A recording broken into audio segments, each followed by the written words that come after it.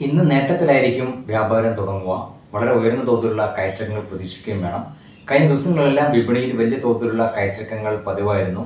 മാത്രമല്ല, വിദേശ നിക്ഷേപ സ്ഥാപനങ്ങളുടെ വിൽപ്പനയും വിപണിയെ ഒരു തരത്തിൽ വിപണിയുടെ മുന്നോട്ടുള്ള നീക്കത്തെ പ്രതിരോധിക്കുകയും ചെയ്തിരുന്നു.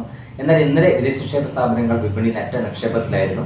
ഇത് കാണിക്കുന്ന വരും ദിവസങ്ങളിലും വിദേശ നിക്ഷേപ സ്ഥാപനങ്ങളുടെ അനുകൂലമായ നിലപാടുകൾ വിപണിയുടെ മുന്നോട്ടുള്ള നീക്കത്തിൽ നിർണായകമാകുമെന്നാണ്.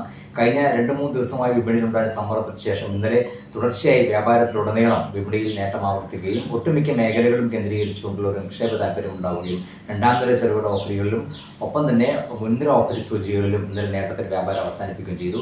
ഇന്നലെ നടന്ന റിസർവ് ബാങ്ക് പണനയ അവലോകന യോഗത്തിന്റെ തീരുമാനം ഇന്ന് അറിയാനിരിക്കെ ബാങ്കിംഗ് മേഖല കേന്ദ്രീകരിച്ചുകൊണ്ടുള്ള നീക്കമായിരിക്കുമെന്ന് പ്രതീക്ഷിക്കുന്നത്. ബാങ്കിംഗ് ഓഹരികളിൽ ഒരു നല്ല രീതിയിലുള്ള നിക്ഷേപ താല്പര്യം ഉണ്ടായിരിക്കുമെന്ന് തന്നെയാണ് കരുതുന്നത്. നിരക്ക് കുറയ്ക്കൽ ഉണ്ടാവുകയാണെങ്കിൽ തീർച്ചയായും അത് വിപണിയെ സ്വാധീനിച്ചേക്കും. 0.5% നിരക്ക് കുറയ്ക്കലാണെങ്കിൽ അത് വിപണി ഏകദേശം ഉൾക്കൊണ്ടു കഴിയുന്നതാണ്. എന്ന് വെച്ചാൽ വിപണി പ്രതീക്ഷിച്ചിരുന്നതാണ്. അതിനപ്പുറം ഉണ്ടാവുകയാണെങ്കിൽ തീർച്ചയായും അത് വലിയൊരു നേട്ടമായി ബാങ്കിംഗ് മേഖലകളെ സ്വാധീനിക്കുകയും ഒപ്പം തന്നെ അത് വിപണിയുടെ മൊത്തത്തിലുള്ള ഉയർച്ചയ്ക്ക് സഹായമാവുകയും ചെയ്യും. എന്തായാലും വരും ദിവസങ്ങളിലും വലിയ തോതിൽ നിക്ഷേപ താല്പര്യം വിപണിയിൽ ഉണ്ടാകുന്ന ഒപ്പം തന്നെ വലിയൊരു ഏറ്റക്കുറച്ചുകൾ പ്രതീക്ഷിക്കുകയും വേണം. നിലവിലെ സാഹചര്യത്തിൽ സാങ്കേതികമായി 24,000 എന്നുള്ള നിലവാരം തന്നെയാണ് മുൻപിൽ സൂചികയായ നിഫ്റ്റിക്ക് പ്രധാനം.